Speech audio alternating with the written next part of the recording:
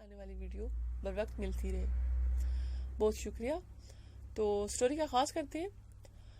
پرانے زمانے کی بات ہے، کسی ملک پر خدا دوست نامی ایک بادشاہ حکومت کرتا تھا. یہ بادشاہ بہت نیک اور صلح پسند تھا. اس کی ملکہ بھی بہت اچھی اور غریبوں کی ہیلپ کرنے والی تھی. ان کی ایک بیٹی بھی تھی جس کا نام شہزادی انم تھا. پرنسس انم اپنی خوبصورتی، ذہانت اور اچھے اخلاق کی وجہ سے دور دور تک مشہور تھی. شاہ خدا دوست کے یوں بہت سے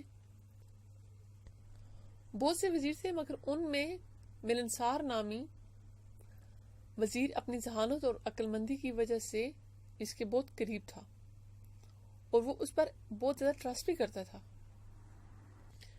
اس وزیر کا ایک بیٹا بھی تھا جس کا نام خوش بخت تھا. وہ شہزادی انم سے 2-3 سال بڑا تھا. بادشاہ کو اپنے وزیر سے اتنی محبت تھی کہ اس نے اس کا محل بھی اپنے محل کے برابر ہی تعمیر کروا دیا. وزیر ملنسار کے بیٹے خوش بخت کا بچپن سے شہزادی انم کے ساتھ کھیلتے کودتے گزرا تھا اور اب وہ دونوں جوان ہو گئے. خوش بخت بہت ذہین تھا اور بہادر لڑکا بھی تھا. بچپن ہی سے ایک ساتھ رہنے کی وجہ سے دونوں ایک دوسرے سے بہت مانوس ہو گئے. جب خوش بخت چھوٹا تھا تو شاہ خدا دوست نے اس کی تعلیم و تربیت کا انتظام بھی شہزادی انم کے ساتھ محل میں ہی کروایا تھا، جہاں دونوں ماہر اساتذہ کے انڈر تعلیم حاصل کرتے تھے. تلوار بازی اور تیر اندازی کا فن بھی سیکھتے تھے. ملکہ بھی بہت خوش تھی خدا بخت کی اچھی ہیبٹس کی وجہ سے، اس کو پسند کرتی تھی. اب رہی شہزادی انم تو اسے تو خوش بخت بچپن سے ہی بہت اچھا لگتا تھا. شاہ خدا دوست کا ملک جس پر وہ حکومت کرتا تھا نہایت چھوٹا سا تھا، اس لیے نہایت چھوٹا سا تھا. اس میں 3-4 بڑے بڑے شہر اور 100-150 گاؤں تھے. اس کی فوج بھی زیادہ بڑی نہیں تھی. بادشاہ ایک بات سے بہت پریشان رہتا تھا. اس کے نیبر ملک میں شاہ بیرام نامی بادشاہ کی حکومت تھی. شاہ بیرام کا ملک بھی بہت بڑا تھا اور اس کی فوج بہت زیادہ تھی. وہ نہایت ظالم اور لالچی انسان تھا اور اسے دولت کا حاصل کرنے کا شوق بھی بے حد تھا. اس شوق کو پورا کرنے کے لیے اس کی فوجیں آئے دن آس پاس کی چھوٹی ریاستوں پر حملہ کر کے وہاں کے رہنے والوں کا مال اور دولت لوٹ کر چلی جاتی، اور اس لوٹ مار کی خوشی میں وہ لوگ خوب جشن مناتے. جب ان چھوٹے چھوٹے ملکوں میں کسانوں کی فصلیں تیار ہو جاتی اور وہ انہیں کاٹ کر جمع کر رہے ہوتے تاکہ انہیں فروخت کر کے پیسے کمائیں، تو شاہ بیرام کی فوجیں ہلہ بول کر سارا اناج اپنے ساتھ لے جاتی اور بیچارے کمزور اور نہتے کسانوں کو منہ دیکھتے رہ جاتے. ان کا بقیہ پورا سال نہایت غربت اور پریشانی میں گزرتا. ان چھوٹی ریاستوں کی فوجیں ان کا مقابلہ کرنے کی کوشش تو کرتی تھی، مگر کم تعداد ہونے کی وجہ سے انہیں شکست کا سامنا کرنا پڑ جاتا تھا. اس بات سے شاہ خدا دوست بہت پریشان تھا. ان کی ان حرکتوں کی وجہ سے بادشاہ خدا دوست بہت پریشان تھا. اسے اس بات کا بہت افسوس ہوتا تھا کہ وہ اپنے ملک کے لوگوں کی جان و مال کی حفاظت کرنے میں ناکام ہو گیا. اس نے سوچا کہ اسے اس ناکامی کی وجہ سے بادشاہ بننے کا کوئی حق نہیں ہے. اس نے فیصلہ کر لیا کہ وہ بادشاہ چھوڑ دے گا. اس سلسلے میں اس نے اپنے وفادار وزیر ملنسار سے بھی بات کی تھی. بادشاہ کی بات سن کر وزیر ملنسار سوچ میں پڑ گیا. وہ نہیں چاہتا تھا کہ اتنا اچھا بادشاہ تخت و تاج سے دستبردار ہو جائے. اس کی سمجھ میں کچھ نہیں آ رہا تھا کہ وہ بادشاہ کو اس کے فیصلے سے باز رکھنے کے لیے کیا کرے. جب اس کی سمجھ میں اس الجھے ہوئے مسئلے کا کوئی حل نہیں آیا تو اس نے اپنے بیٹے خوش بخت سے مشورہ کرنے کی ٹھان لی، یعنی کہ اپنے بیٹے سے مشورہ کیا. گھر جا کر وزیر نے خوش بخت کے سامنے اس بات کا تذکرہ کیا اور اس سے حل طلب کیا. خوش بخت نے باپ کی بات سن کر کہا، ابا جان آپ بالکل فکر نہ کریں، میں محل جا کر بادشاہ سلامت سے اس سلسلے میں بات کروں گا. وزیر یہ سن کر مطمئن ہو گیا. اسے اپنے بیٹے کی ذہانت پر پورا بھروسہ تھا اور اس سے امید تھی کہ وہ بادشاہ کو اس کے ارادے سے باز رکھنے میں ضرور کامیاب ہو جائے گا. بادشاہ کے اس فیصلے کا علم ملکہ اور اس کی بیٹی شہزادی انم کو بھی ہو گیا تھا اور وہ دونوں بھی بہت فکر مند تھیں. شام کو جب وزیر زادہ خوش بخت شہزادی انم کے پاس محل آیا تو وہ اپنے فادر کے ساتھ باغ میں چہل قدمی کر رہی تھی. بادشاہ بہت اداس تھا. خوش بخت اس کے قریب آیا اور ہاتھ باندھ کر نہایت ادب سے بولا، مجھے آپ کے والد صاحب کی زبانی آپ کی پریشانی کا علم ہو گیا ہے، میں اسی سلسلے میں آپ سے بات کرنے کے لیے حاضر ہوا ہوں۔ اس پریشانی کا ہرگز یہ حل نہیں کہ آپ بدل ہو کر تخت و تاج چھوڑ دیں۔ اگر زندگی میں کوئی مصیبت آ جائے تو اس کا مقابلہ کرنا چاہیے۔ ہم کیسے مقابلہ کریں گے؟ پڑوسی ملک بہت بڑا ہے، اس کی فوج بھی بہت زیادہ ہے۔ وہ لوگ جب جاتے ہیں ہمارے ملک پر ہلا بول کر ہمارے لوگوں کو جن کا نشانہ بنا کر ان کا مال و اسباب لوٹ کر چلے جاتے ہیں۔ ہماری فوج بہت کم ہے۔ بادشاہ نے کہا، ایک حد تک تو ان کا مقابلہ کرتی ہے، ہماری فوج ایک حد تک تو ان کا مقابلہ کرتی ہے، پھر پسپا ہو جاتی ہے۔ ہم بہت شرمندگی محسوس کرتے ہیں کہ اپنی رعایا کو ان کے ظلم و ستم سے نہیں بچا سکتے۔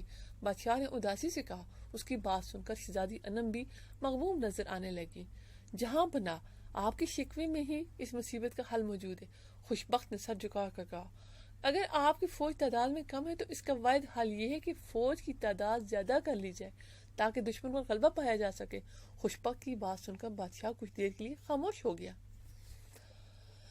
پھر اس نے آہستگی سے کہا، ہم فوج کی تعداد بڑھا تو لیں گے مگر ہمارے خزانے میں اتنے پیسے نہیں ہیں۔ سارا اناج اور دوسری چیزیں تو دشمن ملک لے جاتا ہے،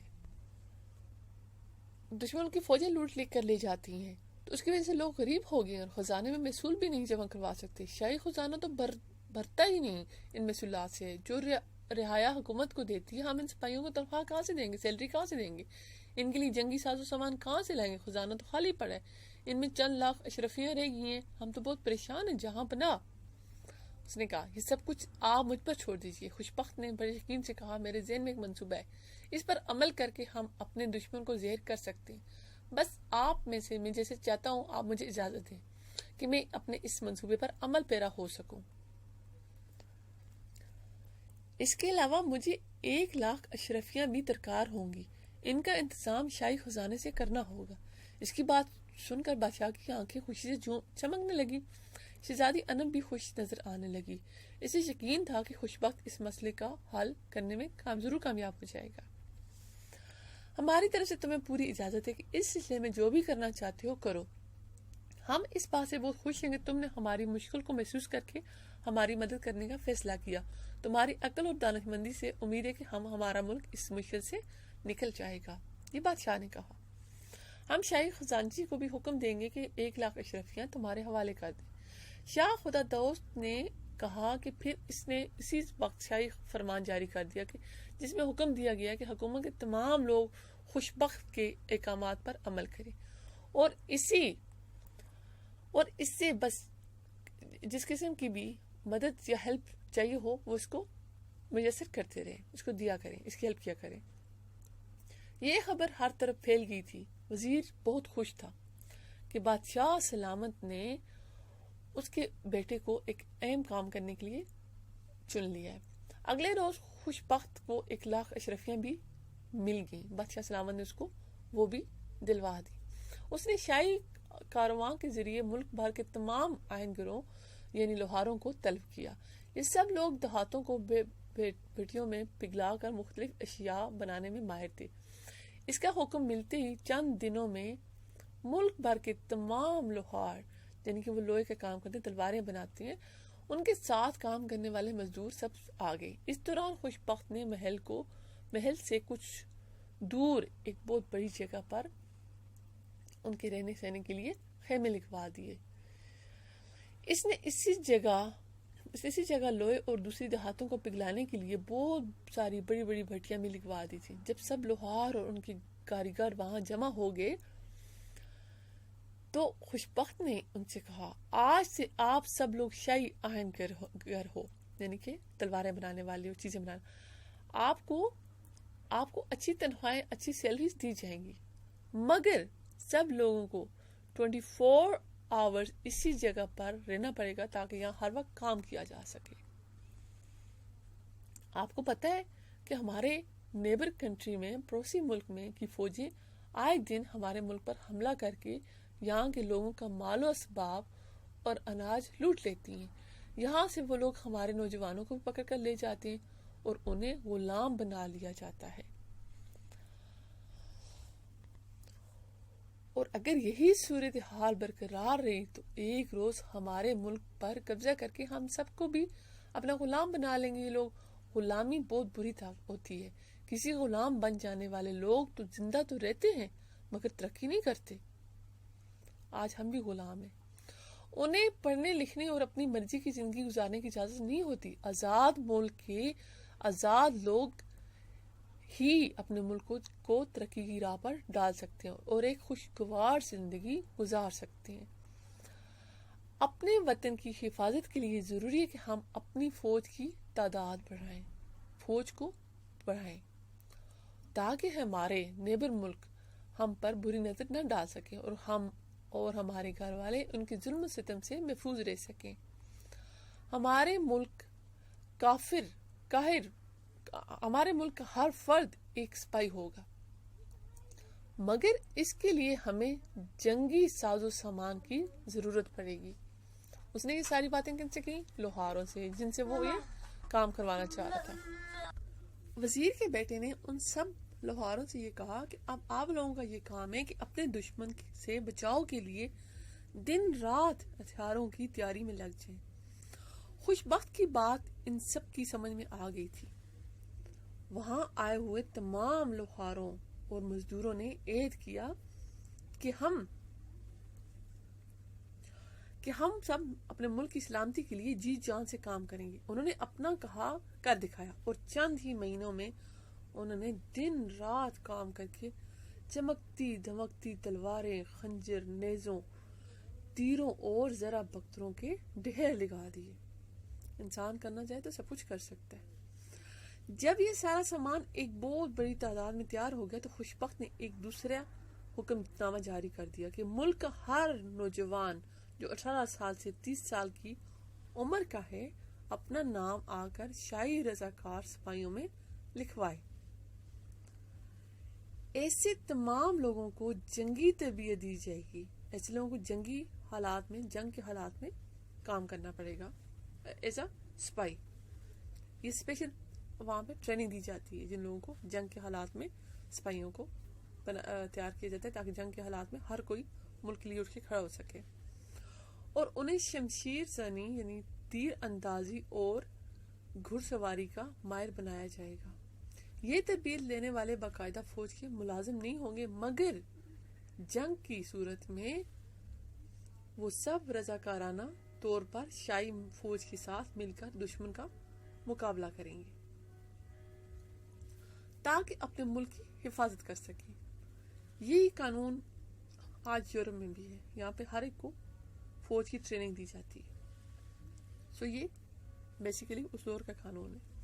اس اعلان کے ہوتے ہی پورے ملک میں جوش و خروش پیدا ہو گیا. سب لوگ اپنے ملک سے بے حد پیار کرتے تھے اور اس کی حفاظت کے لیے اپنی جان و مال لٹانے کو تیار تھے. چند ہی دنوں میں بے شمار نوجوان حاضر ہو گئے فوج بننے کے لیے، ٹریننگ لینے کے لیے. خوشبخت نے اپنی نگرانی میں سپہ سالار اور دوسرے جنگی ماہروں اور فوج کے تجربہ کار سپاہیوں کی مدد سے انہیں جنگی تربیت دینا سٹارٹ کر دی. یہ تمام نوجوان دن میں تو محنت مزدوری کرتے تاکہ ان کے گھر کا کاروبار چل سکے اور رات کو کچھ حصہ جنگی تربیت لینے میں گزارتے. سبحان اللہ. یہ ہوتی ہے پلاننگ، طریقہ ملک کو چلانے کا. زیادہ دن نہیں گزرے تھے کہ شاہی فوج میں ایسے ہزاروں نوجوانوں کا اضافہ ہو گیا جو شمشیر زنی، نیزہ بازی اور تیر اندازی میں اپنا جواب نہیں رکھتے تھے. کیا بات ہے. پھر ایک روز ایسا ہوا کہ شاہ بیرام کی فوجوں نے شاہ خدا دوست کے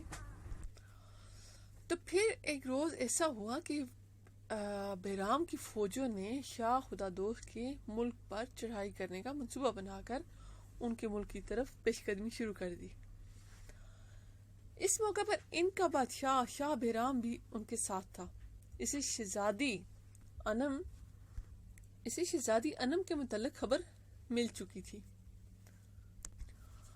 اسے یہ خبر مل چکی تھی کہ شہزادی انم بہت خوبصورت اور ذہین بھی ہے، انٹیلیجنٹ بھی ہے، اور اب اس کا ارادہ تھا کہ وہ شاہ خدا دوست کو شکست دے، اسے قتل کر دے اور اس کے ملک پر قبضہ کر کے شہزادی انم سے شادی کر لے گا۔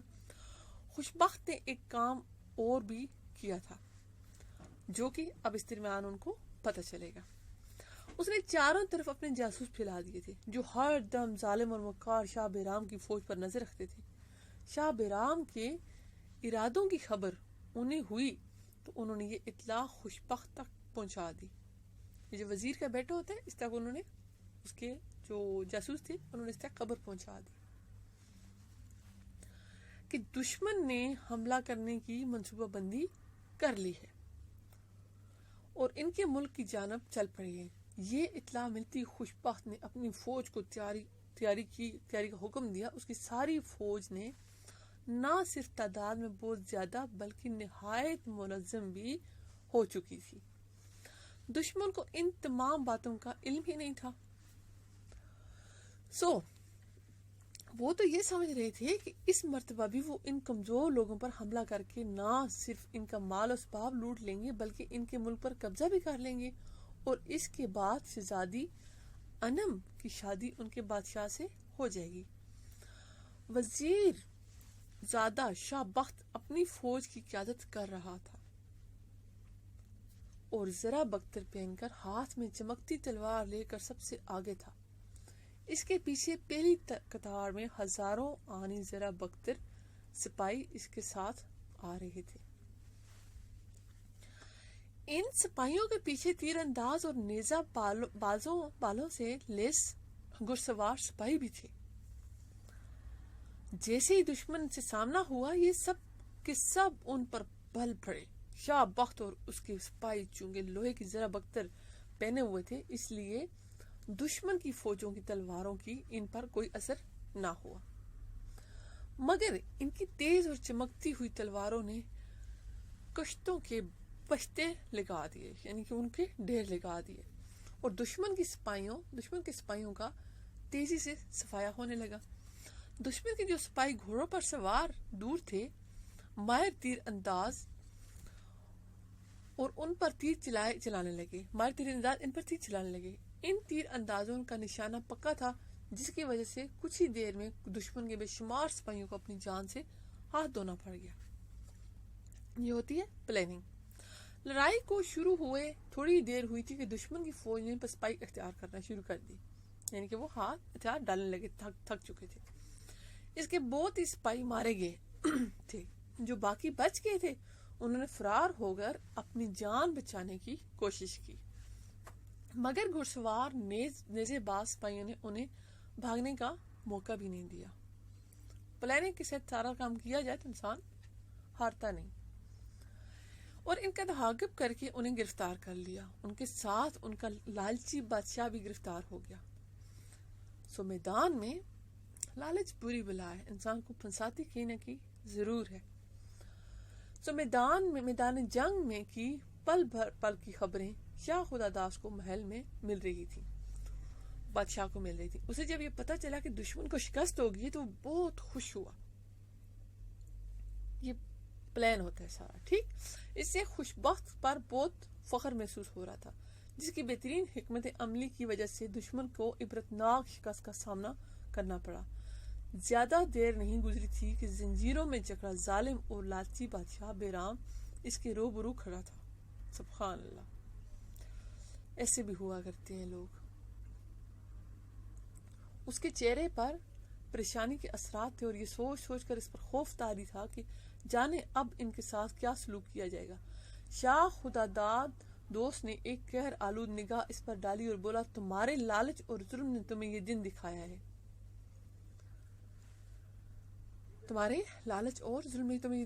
ہے۔ اگر تم روٹ مار کا بازار گرم نہ کرتے تو اپنے ارد گرد چھوٹے اور کمزور ملکوں سے میل ملاپ اور پیار سے محبت سے رہتے تو کبھی بھی اس اذیت ذلت سے تمہیں دوچار نہ ہونا پڑتا۔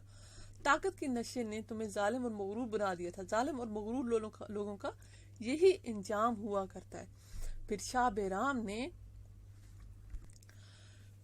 بادشاہ نے شاہ خدا دوست نے بیرام کو ایک دور دراز ویران جزیرے میں بھیج دیا جہاں پر ایک انسان بھی موجود نہیں تھا۔ اس کے بعد اس نے اس ملک کو بھی اپنی مملکت میں شامل کر لیا۔ اس ملک کے خزانے معصوم لوگوں کے لوٹ مار کے مال سے بھرے ہوئے تھے۔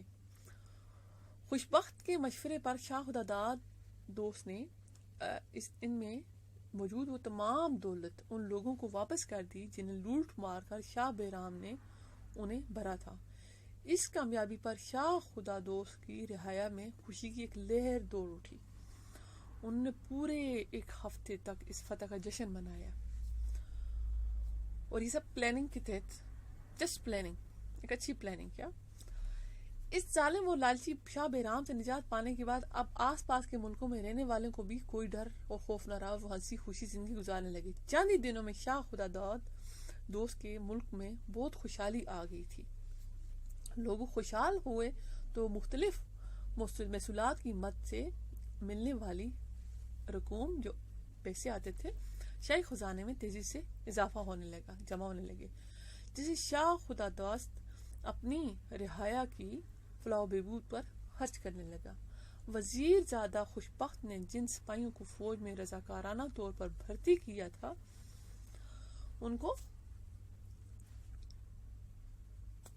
وزیر زادہ خدا بخش نے جن کو بھرتی کیا تھا، شاہ خداداد دوست نے نہ صرف انہیں انعام و اکرام سے نوازا، بلکہ انہیں باقاعدہ فوج میں شامل کرنے کے احکامات بھی جاری کر کے ان کی بہترین تنخواہیں، سیلریز بھی مقرر کر دیں۔ اس طرح خوشبخت کی عقل مندی کی وجہ سے ایک ظالم اور لالچی بادشاہ سے سب کو نجات مل گئی۔ شاہ خدادوست نے اس سے بہت خوش تھا، اور کچھ دنوں بعد اس نے ملکہ سے مشورہ کر کے شہزادی انم کی شادی اس اپنے وزیر کے بیٹے سے کر دی، اور تاج و تخت سارا اپنے اس وزیر کے بیٹے کو سونپ دیا۔ یہ ہوتی ہے عقل کی بات، پلاننگ کی بات، سمجھداری کی بات۔ اگر انسان مقابلہ کرنے کا ہمت رکھتا ہو تو اپنے دشمن کا کھل کے مقابلہ کر سکتا ہے، لیکن آپ کی پلاننگ، آپ کے اندر کے لوگ مضبوط ہونے چاہیے۔ مجھے امید ہے کہ آپ لوگوں کو یہ اسٹوری اچھی لگی ہوگی۔ اس کو لائک کیجیے گا، سبسکرائب کیجیے گا، اور دوستوں میں شیئر کیجیے گا۔ پھر انشاءاللہ آپ لوگوں سے ملاقات ہوگی کسی نئی اسٹوری کے ساتھ، کسی نئی ویڈیو کے ساتھ۔ تب تک کے لیے جیا کو اجازت، اللہ حافظ، پھر ملتے ہیں۔ ہر نئے آنے والی ویڈیو بر وقت ملتی رہے۔ بہت شکریہ۔ تو اسٹوری کا آغاز کرتے ہیں۔ پرانے زمانے کی بات ہے، کسی ملک پر خدا دوست نامی ایک بادشاہ حکومت کرتا تھا۔ یہ بادشاہ بہت نیک اور صلح پسند تھا۔ اس کی ملکہ بھی بہت اچھی اور غریبوں کی ہیلپ کرنے والی تھی۔